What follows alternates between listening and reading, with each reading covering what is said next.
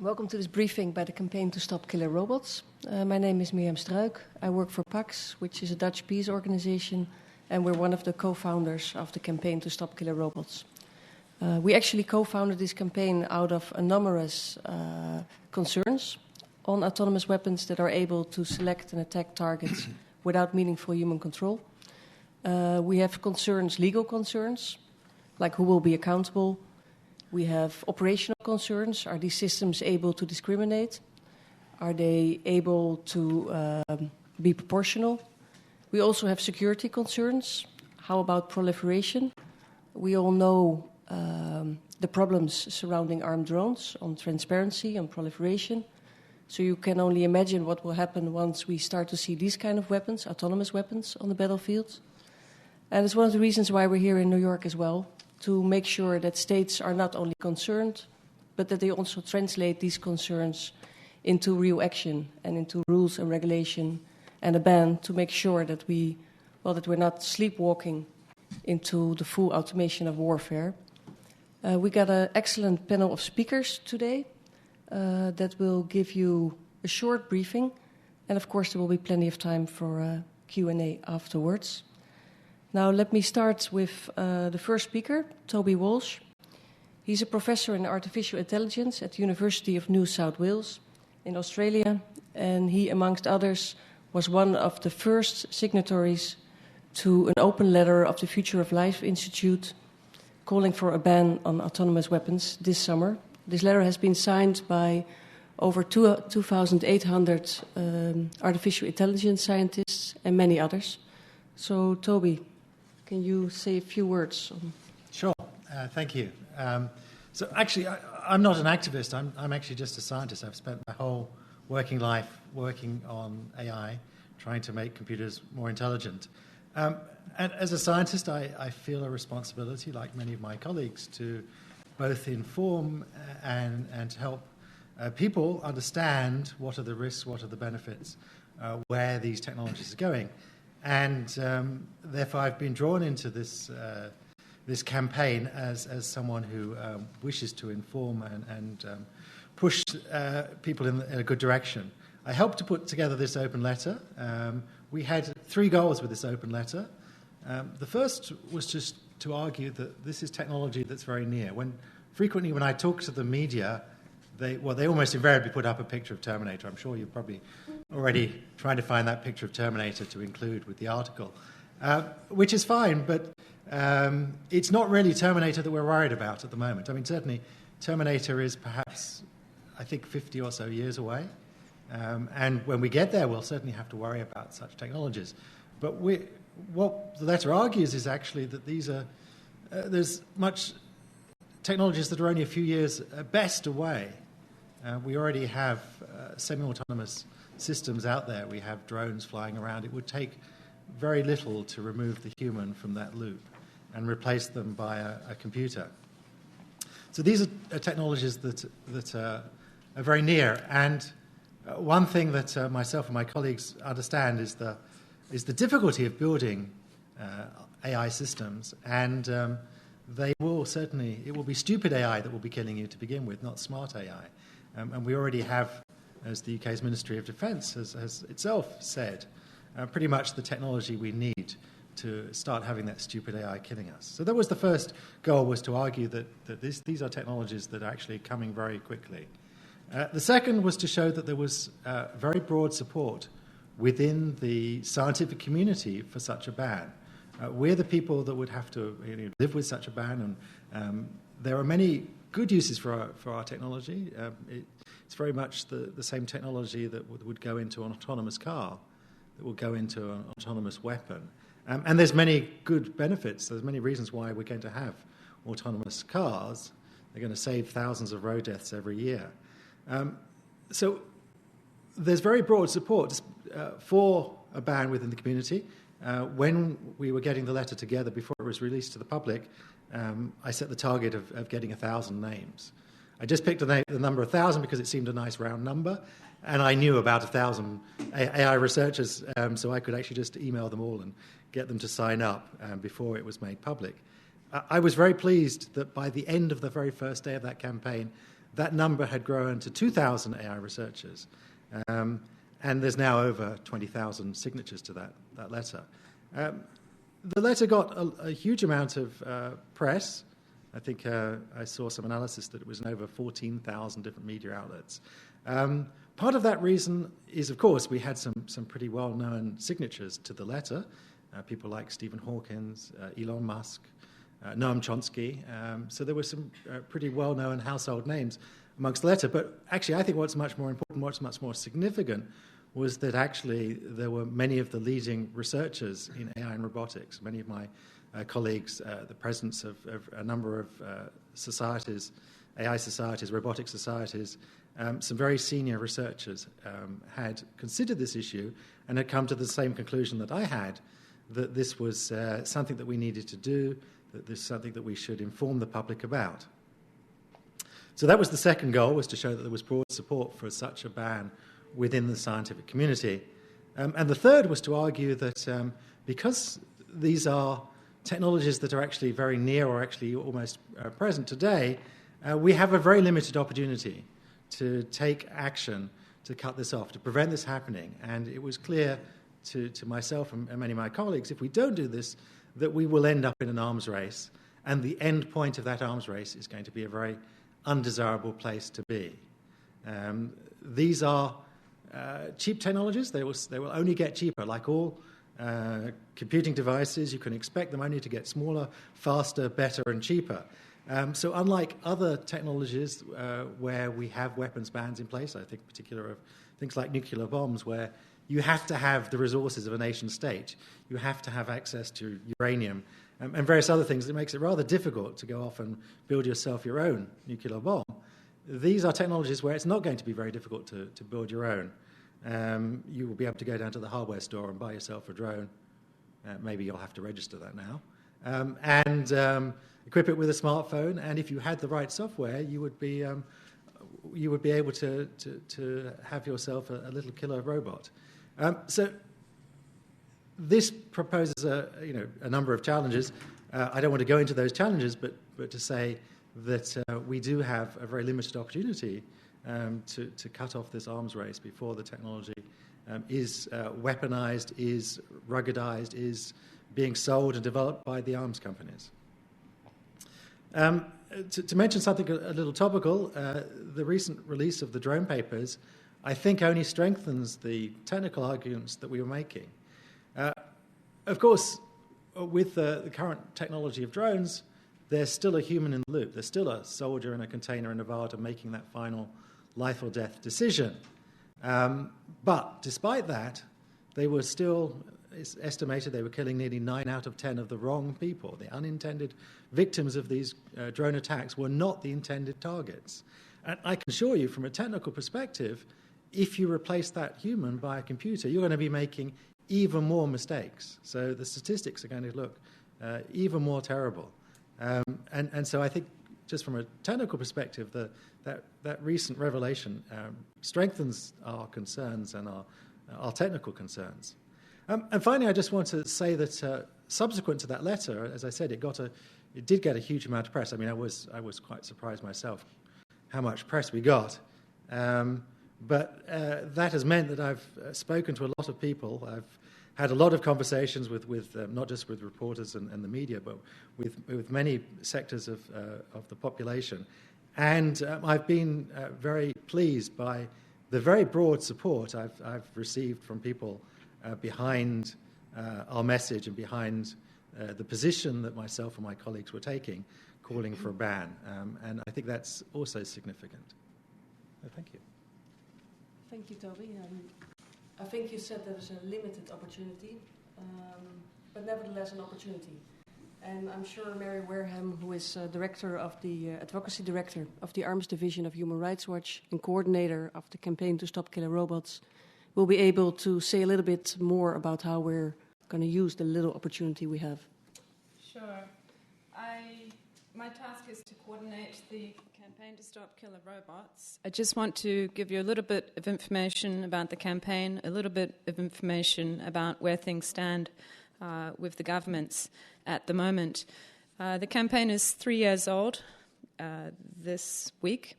We were established here in New York at a meeting of NGOs in October of 2012, and we launched in April of 2013. I included a chronology in the packet of information that shows you some of the things that have happened since 2012. But this is a very fast-paced issue. There have been a lot of new endorsers coming on board to support our objective.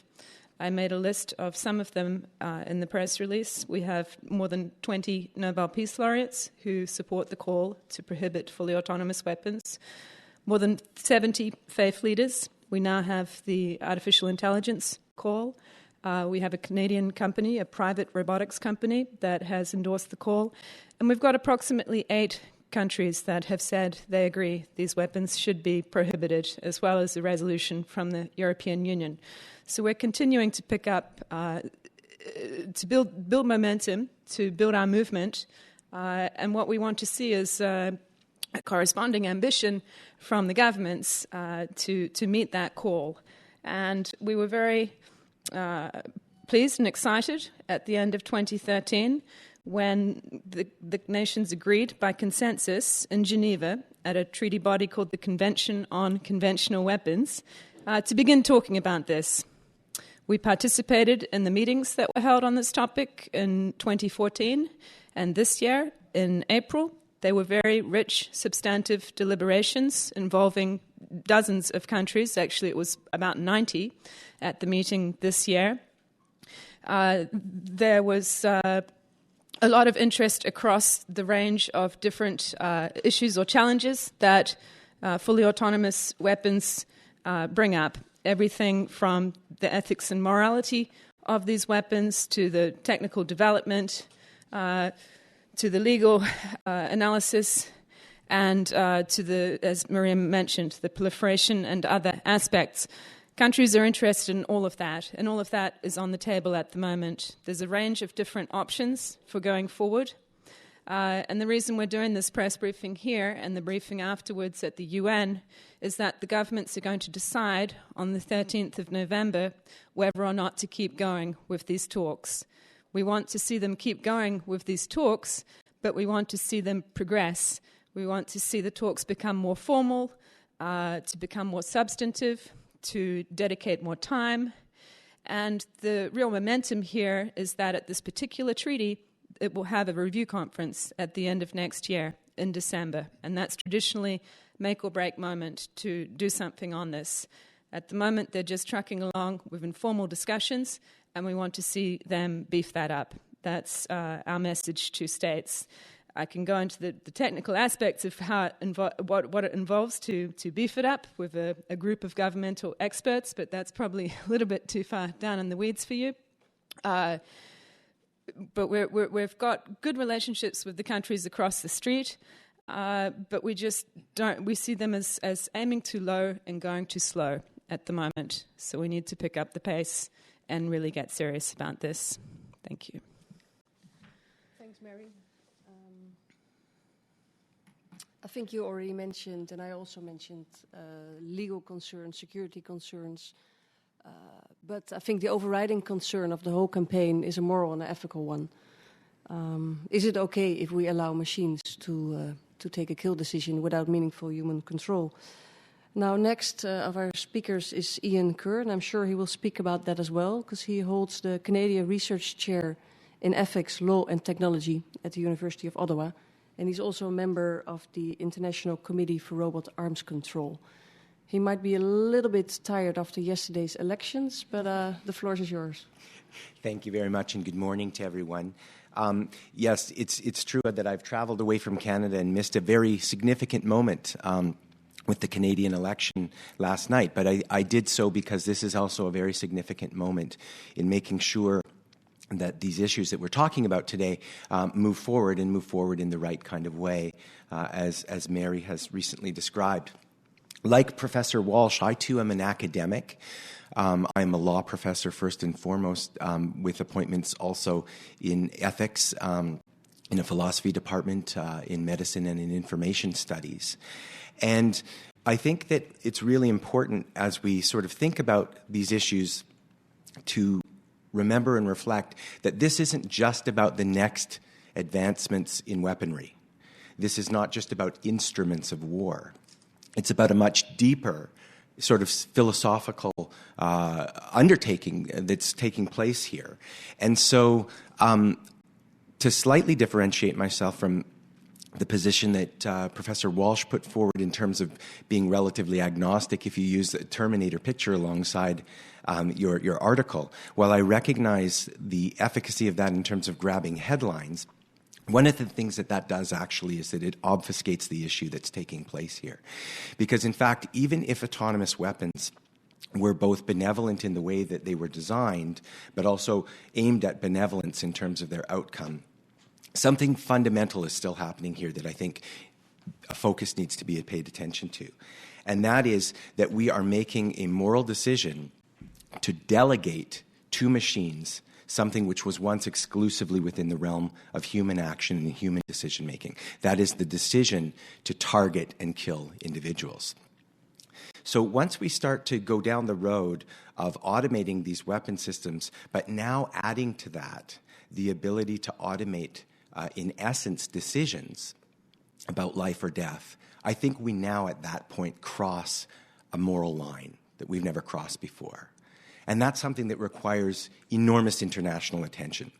That is something that should grab the attention of all countries who think carefully about war and its role in our society. So in thinking about these kinds of things, one of the things we have to recognize is that the many strides that are taking place in AI, which I'm extremely excited about and think offer great promise and potential in the world, many of those techniques involved the use of algorithms and other machine learning techniques, the very purpose of which is to make whereby the machine would make certain decisions or operations which are by their nature and defined as such to be unpredictable to the human users that surround them. Also, in many cases, not understandable to the programmers themselves, because the number of inputs that the artificial intellect will take into place in making those decisions make them, in some cases, unpredictable and unforeseeable or unforeseen. So in that way, we can think to some extent, although this is perhaps a dramatic expression of it, that a delegation of the kill decisions to machines is a kind of Russian roulette game that no one really has ownership of in any meaningful way at this point. So I think that's what attracted me to come to be not just an academic who researches these issues and has written many scholarly pieces about these kinds of topics, but to become an advocate on this issue and to recognize that what's crucial here is to see that we have to really understand what's going on in terms of what's happening. And what's happening is a moral delegation of human decision-making, a relinquishment of control that will have tremendous consequences. So both as a member of the International Committee on Robot Arms Control and as a member of this campaign and as a signatory to the letter that Professor Walsh and other AI people have put forward, I think it's imperative that we not only have a discussion at the UN about what counts as meaningful human control, but that we remember fundamentally about what the aim of this technology and conceptually what underlies it, which is a moral delegation of kill decisions away from human beings. Those are my opening remarks. Thank you. Thank you, Ian. And last speaker is Richard Moyes. He is managing partner of Article 36, which is a well-known NGO based in the UK. They also co-founded the campaign to stop killer robots, and they recently received a grant to look into the concept of meaningful human control and to set up a database. So, Richard, can you say a bit more on this concept of meaningful human control and how that relates to the issue we're speaking about today? Sure. Thanks, everybody. Thanks, Miriam.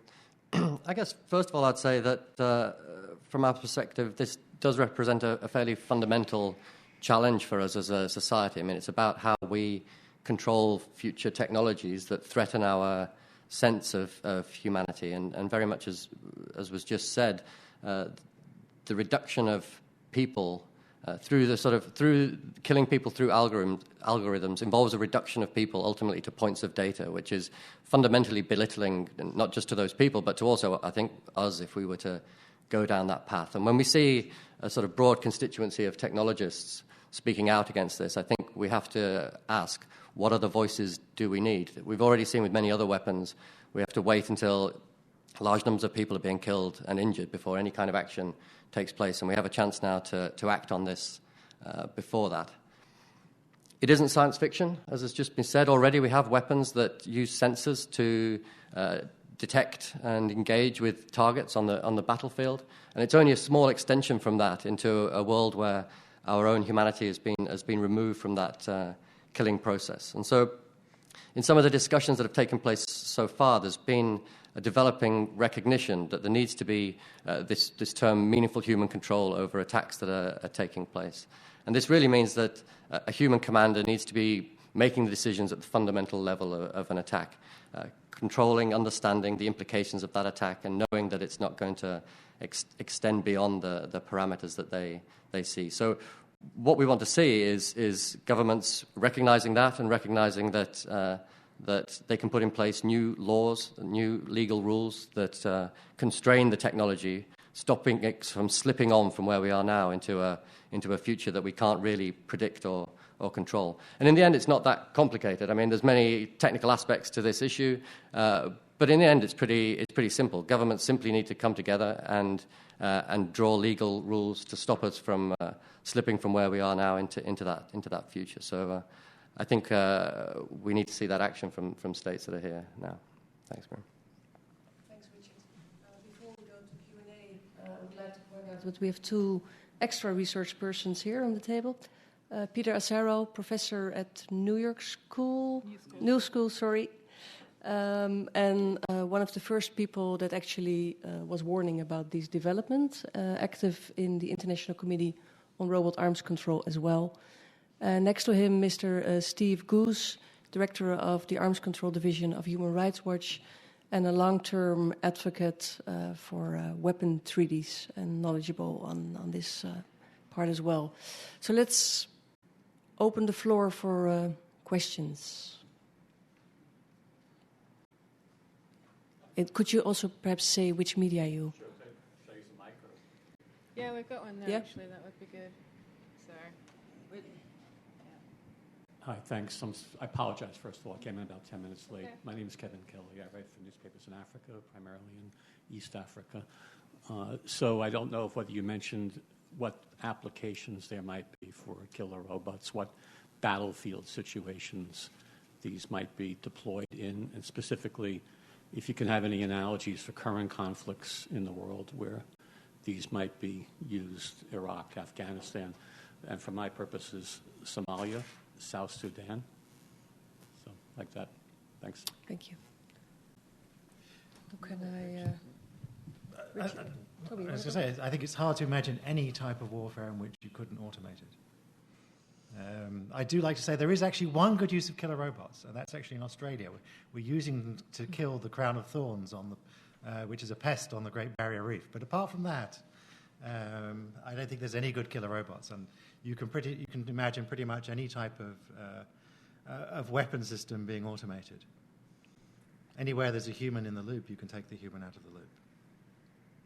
I mean, already at present we have weapon systems that strike at fighting vehicles. So weapon systems that are projected over an area and where the sensor is looking for the heat shape of a tank or a fighting vehicle on the battlefield, and when it detects that heat shape, it fires at the fighting vehicle. Now, at present, they only have a very limited operational period. They're fired by a commander who knows a relatively small area where those weapons are going to operate, and then they fall to the ground and self-destruct if they don't find anything. But it's a very small extension from that to a weapon system that can loiter over the battlefield and continue to identify and strike at fighting vehicles over a long period of time. And of course, as you extend that period of time or extend the area over which it's operating, the ability of a commander to actually know what the other implications of that use of force would be become less and less, because there may be civilians in the area, there may be all sorts of other implications. So it's a relatively small step from weapons that we have now to a much broader pattern of automation there. Thanks, Richard. Mary, you want to say something also the global campaign, also including in Africa? I mean, just to say that the campaign to stop killer robots is calling for a preemptive ban on the development, production, and use of fully autonomous weapon systems.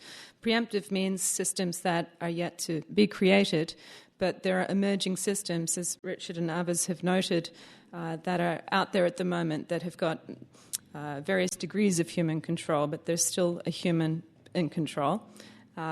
So we don't have specific systems to point to in the countries that you named.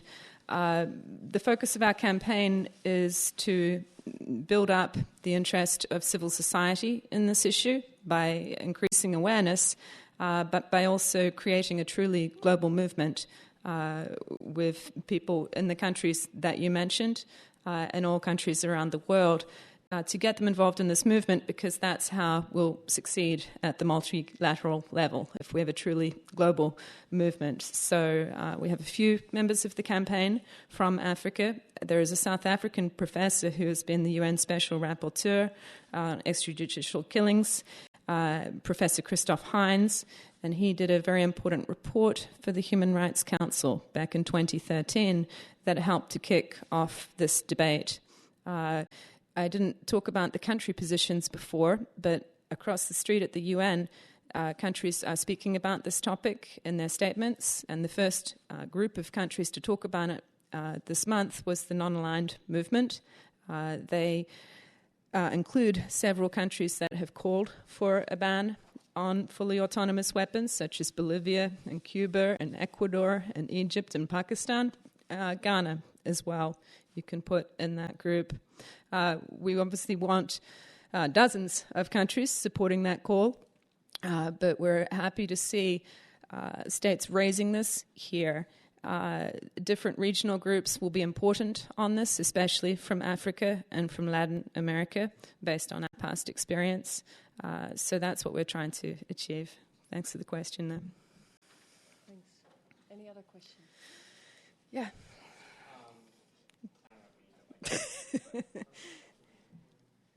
Alan Ross, Guardian. About the meaningful human control, does that mean someone, always a human being at the trigger, or does that mean chain of command? I was wondering if someone could elaborate on that a little bit. Yes. Richard, do you want to go first? Or? Yeah, I mean, this is on the table really for states to negotiate. So we think that this is where states need to start focusing their decision-making on where does that line get drawn. From our perspective, a weapon that is capable of selecting the target and then applying force to it is fundamentally problematic. So, and when we say selecting the target, I mean that's the point of decision making that a human being needs to make. They need to identify the target to which force is going to be applied, and then they're going to use their weapon system against it. But a situation where the weapon system itself is selecting from a range of objects what its target is going to be, I think that's where the issue becomes fundamentally problematic for us.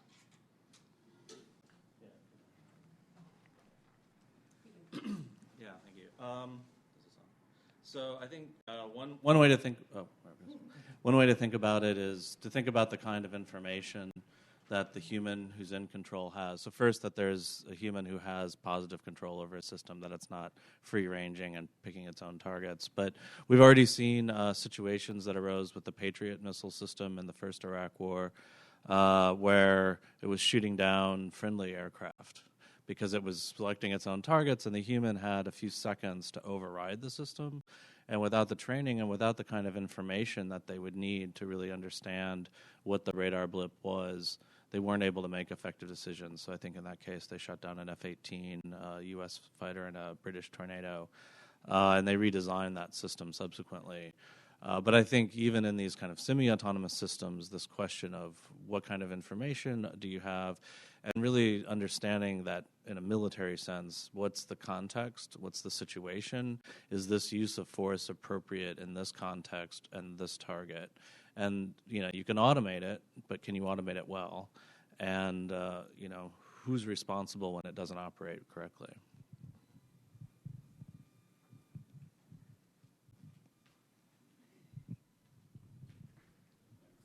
Hello, I'm Sam. Excuse me. Sam Oakwood from Vice News. I was wondering what you guys have been told directly or what you've gleaned from weapons manufacturers or potential weapons manufacturers addressing these types of questions. What are they saying? I imagine they're not agreeing with you. What are you hearing? They're being awfully quiet on this, I would say. There are some members of our campaign who have been talking and actively concerned about this issue for several years. One of them's not with us right now, and that's Noel Sharkey. He's quite fond of saying that oftentimes when a new system that is being developed, is information about it is put online and he comments on it in the media, it's taken offline again. So there's kind of I think a real... They're very much aware that this campaign to stop killer robots exists, but we can't really tell you what they think. I mean, that's a good question for them, but we can't kind of, tell you what they think.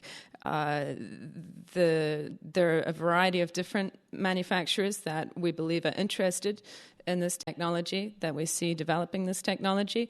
I guess just to say, though, that from the campaign's perspective, our principal focus is on the governments because we want them to regulate fully autonomous weapons, preferably through an international ban and through national prohibitions. And through that, they will then give the companies the instructions that they need. At the moment, they have no instructions. I think also if we step back from the actual manufacturer's position, but talk about those who are involved in research and development and the design of these things, I think there's an important point for the media to pay close attention to, which is that there's very often a rhetoric that takes place which suggests that the value in making these delegations to the machines is because of human frailty and in the fog of war. Sometimes people have revenge motives, and the rhetoric would suggest that in fact somehow it's better to allow machines to have these kinds of decisions. And I think it's important. We certainly would want to respond to that directly and suggest a couple of different responses that I think are appropriate.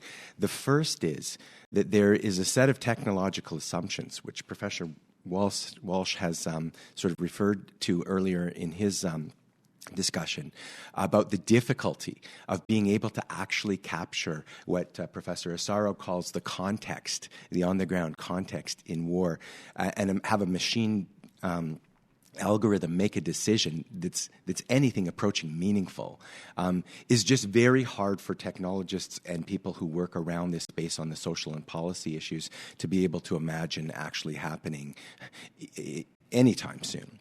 But I would go further and say that if one actually unpacks in a philosophical way what's going on there, there's a kind of skepticism about human beings and the human condition that I'm not willing or prepared to give way to. And I think if you talk to soldiers, they will often tell you that it is the fragility of the human condition that can make war sometimes compassionate and lead to kinds of outcomes in war which are the kind that people would, and soldiers coming home would be proud of. And I think that what we start to see here is that by suggesting that this kind of design, which would make the machines responsible for ethical decisions, really undercuts sort of the value of humanity.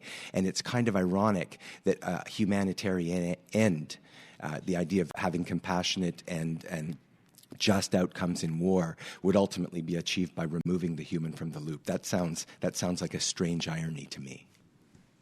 Do you want to comment? I mean, there are other technical issues that get raised. I mean, one of the concerns that I and many of my colleagues have as well is that this will seduce us into warfare, that it will be too easy, that if we think that we can fight these wars cleanly, to actually feel that we can use the technology. And as we have seen, as I mentioned with the drone papers, that often is a deception, because we actually aren't able to make those sorts of technical distinctions between combatant and civilian. And so on the surface, sometimes it can be look quite appealing that we could just use technology.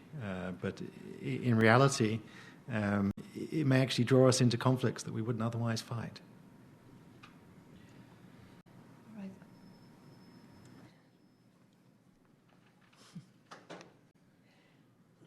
Andrew, maybe you can help with the microphone, because Ivan's trying to do the audio as well. Yeah. Hi, it's loud. I'm Kaylee Rogers. I'm with Motherboard, which is Vice's science and tech site. Hi. I was just curious if you guys have a sense about this decision that's coming on the 13th as to which way they're leaning. Is it likely that talks are going to continue and you're just trying to encourage them to take that next step further, or are you really sensing that they're kind of done? Steve, perhaps that's something that you can answer from. Yeah, that's fine as well. If you Can you give it to Steve?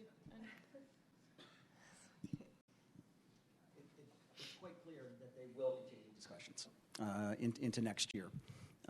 And next year will be a very important year because at the end of next year they have a 5-year review conference, and they generally make big decisions at these 5-year review conferences. So they'll renew their mandate at the very least. They have a discussion mandate, essentially.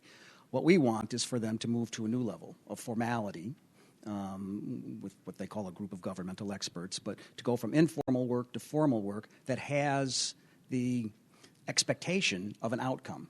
One of the problems with the CCW is it's often just a talk shop. They'll talk about an issue for years and years and then have no outcome.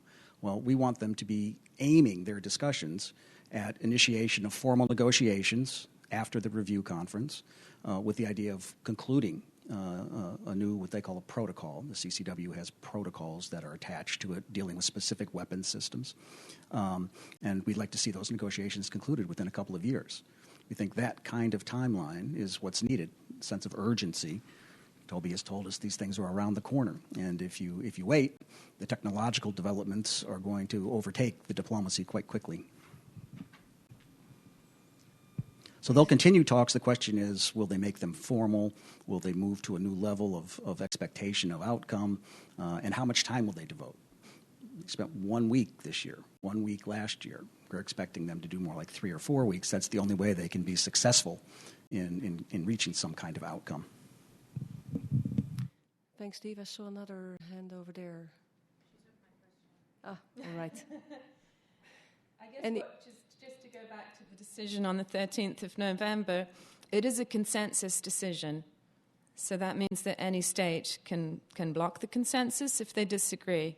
The important thing about the Convention on Conventional Weapons is that one important aspect of it is that it has all of the major players in there. The permanent 5 members of the Security Council are part of the CCW. India and Pakistan and other major states are also part of it. And this far, they are going along with the process. Some are more enthusiastic than others. But any one country can put up its hand and put the brakes on.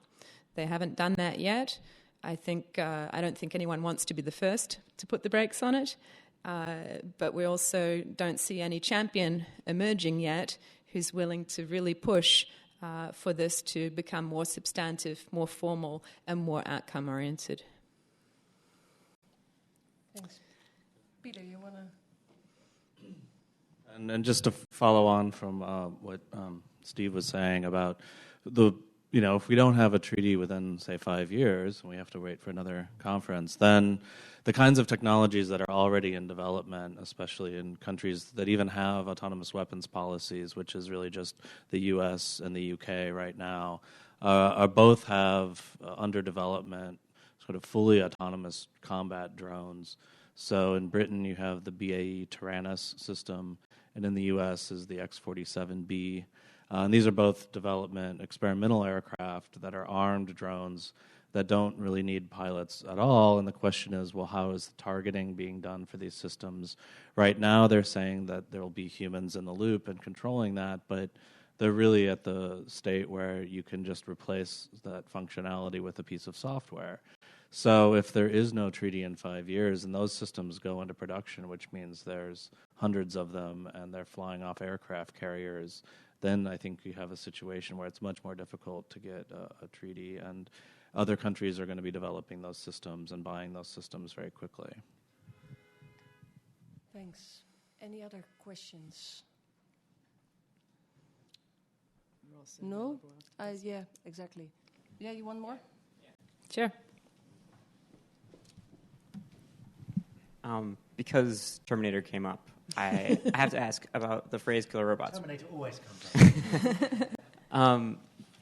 But I was wondering, killer robots, is there a better way of talking about this? Have you noticed that? Is there there's lots of misconceptions out there, and why there is, I think, a lack of urgency. Have you thought about this at all? Have you thought about better ways of approaching this or approaching it with the media or with the public in general? No, I think there are many more ways. Killer robots is a good one. I mean, I just came down here, said I need to go. Yeah, the killer robots briefing. So I think it's a good one to get the attention. But yes, there have been some thinking and there have been some more synonyms. Richard, do you want to? Yeah, I think the term killer robots does get the attention, right? And that's important for campaigning purposes, for the media and for the public. It gets the attention. But the diplomatic talks that are taking place, they're talking about lethal autonomous weapons systems. Well, lethal is kind of killer, and autonomous weapons systems is basically robots. So it's essentially the same. It's exactly the same thing, just public messaging that is going to get more attention, I think, and for our broader campaigning purposes, I think that works. That works effectively. But I think we shouldn't think that the term killer robots is very far away from what is technically on the table being discussed by states. I mean, it's right there, right? I would add to that, as a law professor who encourages my students to strive for clarity and to strive for accuracy and precision in their use of language, that in many ways the term killer robot actually characterizes at least the concept in an important way, because the whole point of these robots, they are robots in the sense that they have sensors, processors, and actuators, and they are killer in the sense that the point is that they would be designed to make kill decisions. So they, in fact, are killer robots. In an important way that we lose when we use the sort of technical language of things like lethal autonomous weapons, because to me, a weapon connotes an instrument. And once we start delegating a machine decision-making powers, it sort of takes them out of the category of being a mere instrument of human action and occupies, what philosophers would call a kind of ontological category that's kind of intermediate between it's not a person, at the same time it's not a rock, a stick, or a gun. So in many ways, I think actually the language, besides grabbing attention, has a kind of accuracy to it that is quite different and distinct from Terminators and the ideas of machine uprising, but actually characterizes what the design and the concept is meant to be. I just want to make a scientific observation. Actually, many of my colleagues, and including myself, actually believe that AI has a bit of a PR problem. I could equally well be sitting down in a press conference down on Wall Street talking about how AI is going to destroy all the jobs in the world. And on the other hand, I always like to remind people of all the great things that AI is going to do to make our lives better. I mean, there are good paths we can follow and bad paths we can follow. AI is a morally neutral, like most technologies, and we get to make those choices. And there are some very good paths we can follow. I mentioned autonomous cars. That's the same technology. Another example is mining. I come from a country where there's a lot of mining taking place. It used to be hundreds of people died every year in the mines in Australia. That's down to a couple of dozen now, and that's because of automation. And you can pick many other industries where similar transformations are happening or have happened. And it will transform our lives. It will make us healthier, wealthier, and happier if we choose it to. So, I want to just say, we make no apologies for using this term killer robots, the campaign to stop killer robots. We are all fully behind that name. But when we engage with the governments, we talk about autonomous weapon systems and we talk about what is meant by lethal and the rest of it. I gave a statement for the campaign at the UN on Friday afternoon. The room was quite busy, quite noisy. But when the chair introduced me on behalf of the campaign to stop killer robots, all of the diplomats kind of stopped and turned around and wanted to hear, what was this statement coming from this campaign. So it does grab attention, and then as long as they listen and take action, we're happy with it. And also to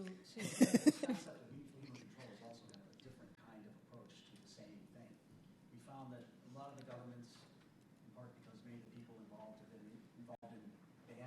anti-personnel landmines, banning cluster munitions, banning blinding lasers.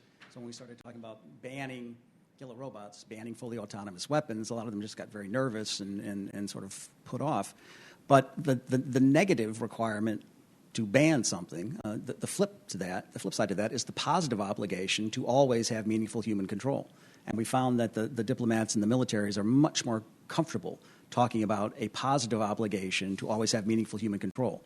If you have that, you've got the same thing as a ban on the production, development, and use of these things, but it's somehow easier for them to hear and accept. Maybe as a quick segue from that, just very quickly. I mean, we mentioned before UK policy. The UK has said there will always be human control over the use of weapons. So it sounds as though they're in the right place. The problem is there's no definition of what that human control means. So if the human control means using a lethal autonomous weapon, using a killer robot, then that isn't control, right? So you have to define the point of control and define what control means in that sense. Thanks. All right, and also, I mean, I've heard some criticism like the word killer robots, we're a bunch of scaremongers, we're just using this to make people afraid. Well, we are afraid of this development. And when I had some criticism from people from the MOD saying, why do you speak about killer robots? I mean, well, why do people speak about predators or reapers? Or, I mean, it's not the most friendly names either. So call it whatever you want to call it at this stage, but please do write about it, because I do think it is important to get the attention and to get the discussion out there. Now, all of these people will be available, of course, for smaller interviews afterwards. Thanks a lot for coming on this sunny day.